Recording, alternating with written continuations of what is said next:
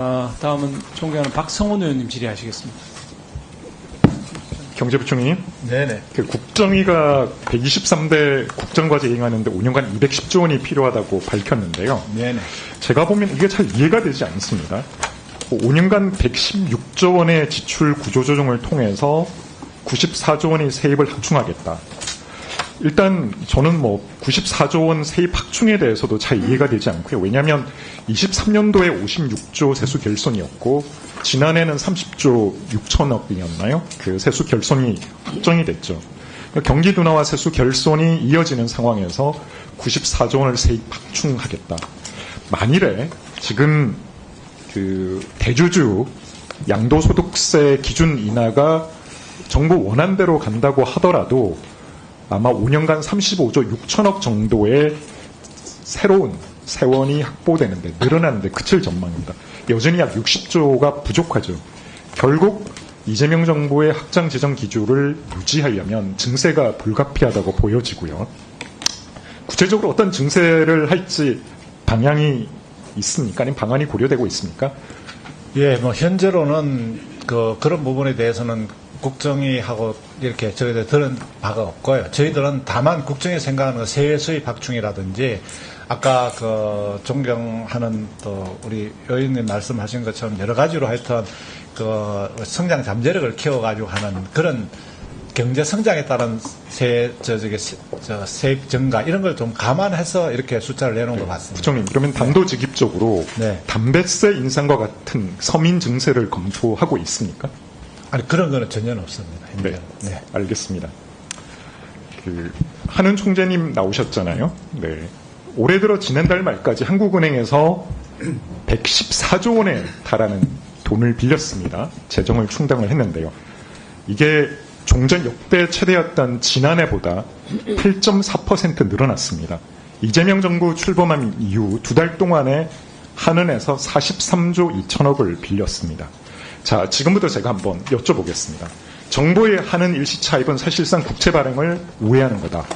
국채 발행은 한도가 있는 반면에 차입금은 일시 차입의 경우에는 실무자들 협의만으로도 돈을 쓸어다 쓰는 구조이기 때문에 국회와 국민이 재정 상태를 정확히 알 길이 없게 된다.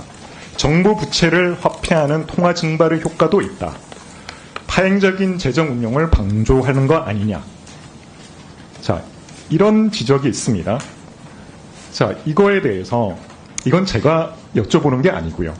바로 지난해 정부의 일시 차입과 관련해서 민주당 의원님들께서 지적했던 내용입니다.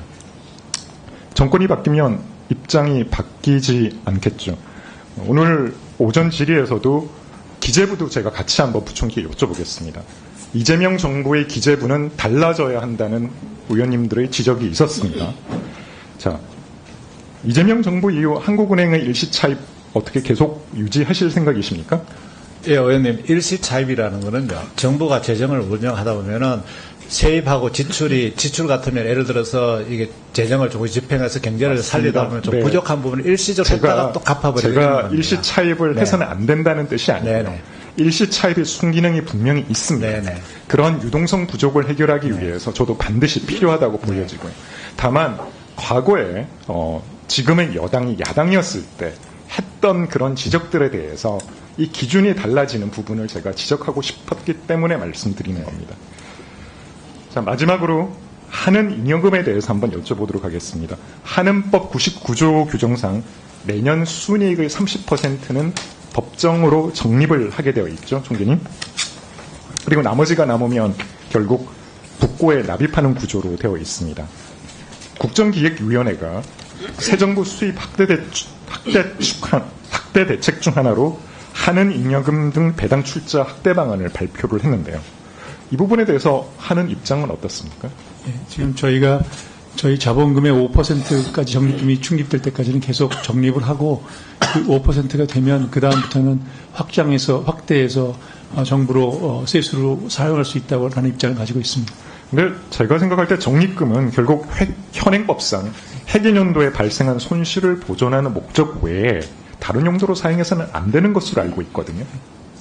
총재님 그렇게 생각하지 않으십니까? 그런데 적립금의 최적 규모가 있습니다. 그래서 이게 마찬가지로 적립금을 너무 많이 가져도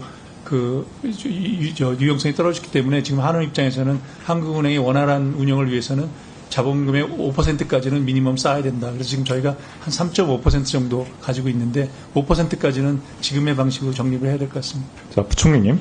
네네. 결국 한은 잉여금융 배당 출자 확대를 위해서 적립금의 처분 근거를 마련할 필요가 있다. 이런 지적이 있는 것 같습니다. 예. 이런 계획을 가지고 계십니까?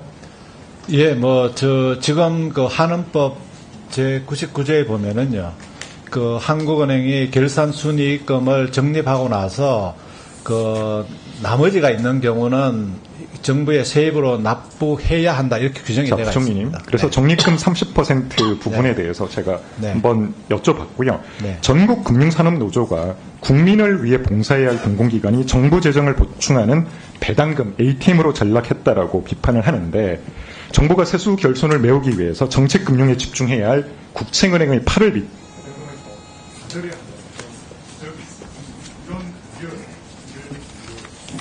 예, 의원님 말씀한 취지를 저희들 이해를 하고 있고요.